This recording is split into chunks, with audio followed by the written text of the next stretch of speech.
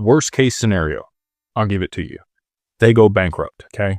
They have a really strong balance sheet. They have like $700 million on their balance sheet right now. I do think that Anchorage is probably going to go public in the not too distant future. Just, hearsay around. I could be off with that. We'll have to find out.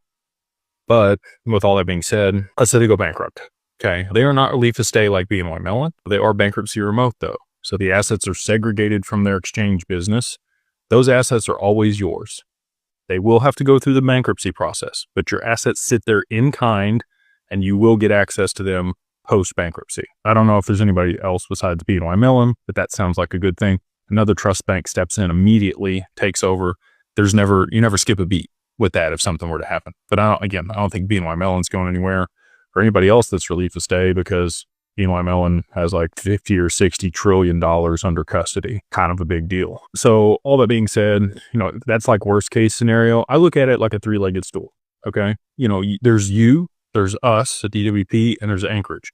Anchorage provides the infrastructure and the custody solution. We provide advisory on the other side of the multi-sig. And then, you own the assets and you're the other side on the account. Any one of those legs can kind of get kicked out and it's still standing. So, Anchorage goes bankrupt. Cool. We go through the bankruptcy process. Your assets are still there. We're still your advisor. No problems. We go out of business. Something happens to DWP. That's fine. You can, have your RIA or another RIA set up with Anchorage. You move your account over to them. They manage it for you. God forbid something happens to you.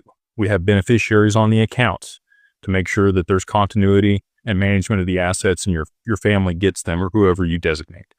So again, there's contingency planning. And again, another trust bank would step in on the other side of Anchorage, having problems to be able to manage stuff. So, that's why this is so effective. And again, that's the reason BlackRock moved their assets there. They're getting the best of the best